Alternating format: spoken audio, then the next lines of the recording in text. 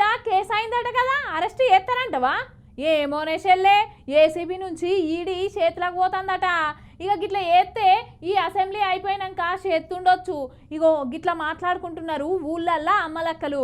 మరిగా ముచ్చట మనం కూడా పురా కరుచుకోవాలి కదా, అందుకే మీకోసం ఈ వీడియో పట్టుకొచ్చిన, చూసేయండి.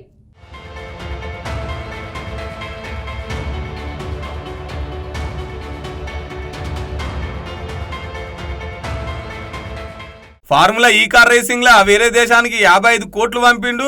దాంట్లో ఆర్బీఐ పర్మిషన్ లేదని చెప్పేసి ఏసీబీ కేసు కట్టింది కదా. ఇగో ఇప్పుడు అది ఈడీ చేతులకు పోతుంది అన్నట్టు. ఏసీబీకి ఈడీ లేఖ రాసింది. కేటీఆర్ కేసు వివరాలు, అట్నే ఎఫ్ఐఆర్ కాపీ, హెచ్ఎండి అకౌంట్లో ఎంత ట్రాన్సాక్షన్ అయింది ఆ తేదీ, దానకిషోర్ సార్ ఇచ్చిన ఫిర్యాదు, ఇవన్నీ పంపాలని కోరింది ఈడీ ఏసీబీని. ఇక దాని మీద ఇప్పుడు నాయకుల మధ్య చర్చ జరుగుతున్నది. ఇవాళ బీఆర్ఎస్ వాళ్ళంతా ప్లకార్డులు పట్టుకొని నిరసన తెలిపిర్రు. ఇగో ఇటు చూడురి వెల్లోకి హరీష్ రావు ఎట్లా దూసుకుపోతున్నారు. కార్ రేసింగ్ లో ఏమైంది అనేది కేటీఆర్ మొత్తం చెప్పుకొస్తాడు. అసెంబ్లీలో చర్చ పెట్టాలని చెప్పేసి కోరిండు హరీష్ రావు గారు. ఒక సభ్యుడి మీద అక్రమ కేసు పెట్టినప్పుడు ఆ సభ్యుడికి చెప్పుకునే అవకాశం ఇవ్వాలి కదా సార్. అది తప్ప ఒప్ప కేటీఆర్ గారికి మీరు అవకాశం ఇస్తే వారు మాట్లాడితే మీకు ప్రభుత్వానికి రాష్ట్ర ప్రజలకు కూడా ఒక క్లారిటీ వచ్చేటువంటి అవకాశం ఉంటుంది అధ్యక్ష. ఇది ముమ్మాటికి అక్రమ కేసు. కేవలం కేటీఆర్ గారు 420 మీ హామీలను ప్రశ్నిస్తుండే కనుక లగచెర్ల రైతులను ప్రశ్నించి ఇంగిటు జగదీష్ అన్న మైకుల ముంగటికి వచ్చి చర్చ పెట్టమంటే రండలా వారిపోతున్నారని గట్టిగా అరుచుకున్నాడు. చెప్పాలి, శాసనసభ జరుగుతుంది, శాసనసభలో చెప్పాలి వచ్చి, ఇగో గత ప్రభుత్వంలో పలానా మంత్రి గారు చేసిన చర్య వల్ల ప్రభుత్వం నష్టం జరిగిందనో, లేకపోతే ఆయన అవినీతి చేసిండు, ఆయన 10 రూపాయలు తినడనో, ఇగో దీనికి ఈ ఆధారాలు ఉన్నాయి, ఈ ఆధారంగా నేను మా ప్రభుత్వం నిర్ణయం తీసుకుంది, కేసు పెడుతుంది అని చెప్పాలి. ఎందుకు దమ్ము లేదు? ఎందుకు శాసనసభలో చర్చ పెట్టమంటే రండల్లాగా పారిపోతున్నారు? సమాధానం చెప్పాలి రాష్ట్ర ప్రభుత్వం. ఇంగిటి తలసాని శ్రీనివాస్ అన్న ఈ ఫార్ములా కార్ రేసింగ్ లా చర్చ పెట్టమంటే అసెంబ్లీలా పేపర్లతోని బాటిళ్లతో నిసురుతున్నారు అనుకొచ్చిండు. అక్కడ శాసనసభ జరుగుతుంటే ఒకే ఒక మంత్రి గారు శాసనసభలో ఉన్నారు. ఆయన బిల్లు మీద చదువుకుంటూ పోతుంటే మేము స్పీకర్ గారిని ఆకర్షించడానికి మా అంశాన్ని, ఇది రాష్ట్రానికి ప్రధానమైనటువంటి, దేశానికి ప్రపంచానికి ప్రధానమైనటువంటి ఈ రేసింగ్ సబ్జెక్టుని మేము చర్చ పెట్టండి, అక్కడ జరిగినటువంటి అంశాలు ఏమున్నాయో మేము అక్కడ డిస్కస్ చేస్తాం అని చెప్పి మేము ప్రధానంగా వారిని ఆకర్షించడానికి ప్రయత్నం చేస్తుంటే కాంగ్రెస్ పార్టీ వైపు నుంచి దాడి చేయడమే కాకుండా పేపర్లు ఇసడము, చెప్పు తీయడము, బాటలు విసిరేయడము.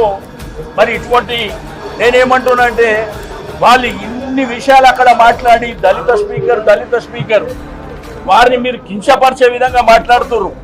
శాసనసభలో శాసన సభాపతి అంటే అందరికీ గౌరవమైనటువంటి వ్యక్తి. అనవసరంగా వారిని మరి దళిత స్పీకర్ అని, దళితుని అవమానించిన విధంగా మీరు మాట్లాడుతున్నారు. ఇక్కడికి వచ్చి చాలా పొరపాటు.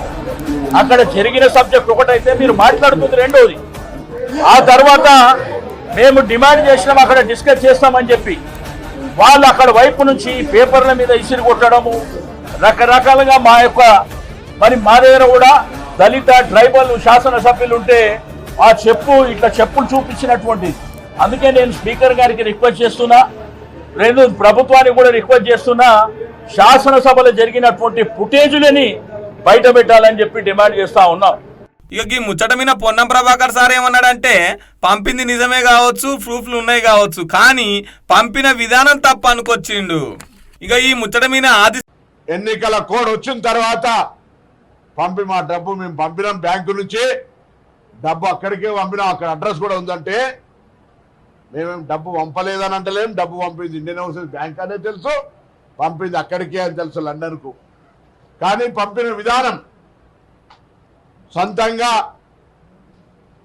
ఈ రాష్ట్ర ప్రజాస్వామ్యంలో ప్రజాస్వామ్య విలువలకు సంబంధించి చట్టబద్ధంగా తీసుకోవాల్సినటువంటి అనేక అంశాలకు సంబంధించి వాటిని పక్కన పెట్టి ఈరోజు మీరు తీసుకున్న నిర్ణయం వల్ల ఈ రాష్ట్ర ఖజానాకు నష్టం వచ్చింది అనే దాని మీదనే ఏసీబీ ఫిర్యాదు చేస్తా ఉంది. శ్రీనివాస్ ప్రభుత్వ విప్పేమంటుండంటే ఒకవేళ కేటీఆర్ అరెస్ట్ చేస్తే దాడులు చేస్తారట, నిరసనలు జరుపుతారట.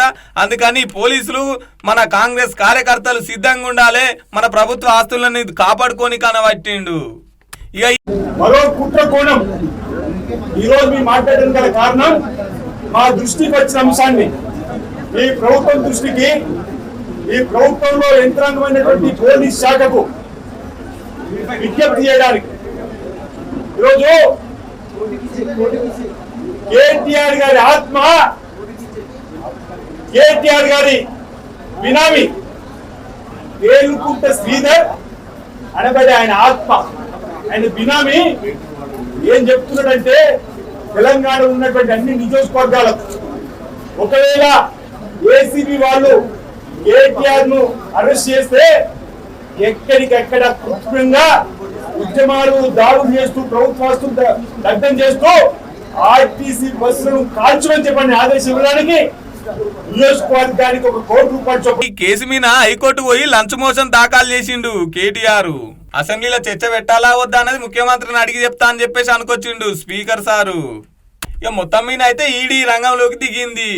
అటెంక సిరి ఎంక్వైరీ, అడిగిన క్వశ్చన్లకు సమాధానాలు చెప్పాలి, గండ తేలుతుంది ఏదేందనేది.